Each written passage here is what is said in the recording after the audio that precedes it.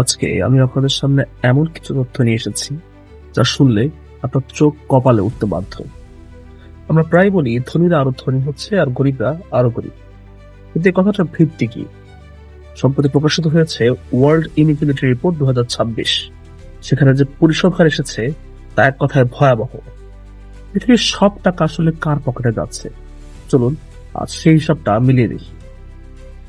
2025 সাল শেষে দেখা যাচ্ছে বিশ্বের সবচেয়ে ধনী মাত্র 10% মানুষের হাতে এখন পৃথিবীর মোট ব্যক্তিগত সম্পদের 75% বা 3/4 কুক্ষিগত।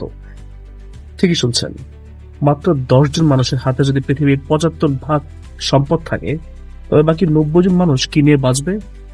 রিপোর্টটিতে বলা হয়েছে পৃথিবীর নিচের সারির 50% মানুষের হাতে মোট সম্পদের মাত্র 2% রয়েছে। ব্যবধানটা চিন্তা করতে পারছেন? 90 দশক থেকে বিলিয়নারদের সম্পদ প্রতি বছর গড়ে 8% হারে বেড়েছে, যা সাধারণ মানুষের আয় বৃদ্ধির গতির দ্বিগুণ। এখন একটু বুঝিয়ে বলি, আয় এবং সম্পদের পার্থক্যটা কি। যে রিপোর্টটি প্রকাশিত হয়েছে সেখানে দারুণ কিছু উদাহরণ রয়েছে।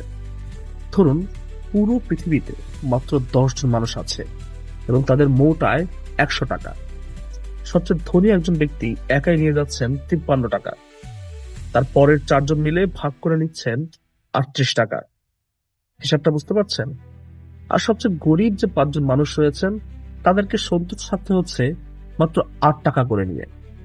এটাই হলো 2025 সালের আয়ের বৈষম্যের চিত্র। কতটা ভয়ঙ্কর ভাবতে পারছেন? চলুন এবার একটু ম্যাপের দিকে তাকাই। কোন দেশে বৈষম্য সবচেয়ে বেশি? তালিকায় একদম শীর্ষে আছে দক্ষিণ আফ্রিকা।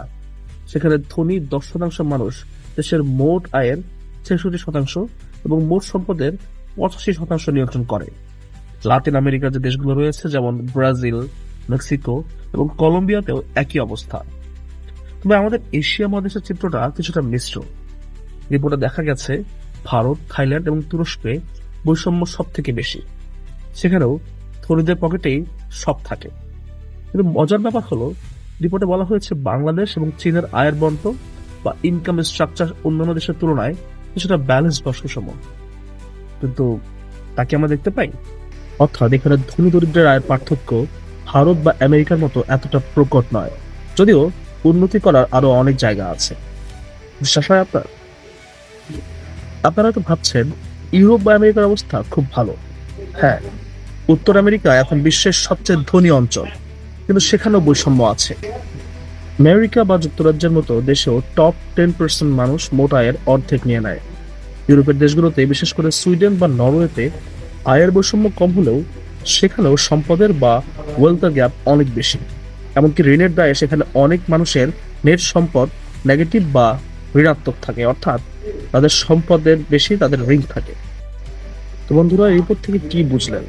সহজ কথায়, সারা বিশ্বে মুষ্টিমেয় কিছু মানুষের হাতে অকল্পনীয় ক্ষমতা আর অর্থ জমা হচ্ছে, আর কোটি কোটি মানুষ এখনো তাদের মৌলিক অর্থনৈতিক নিরাপত্তার জন্য সংগ্রাম করছে।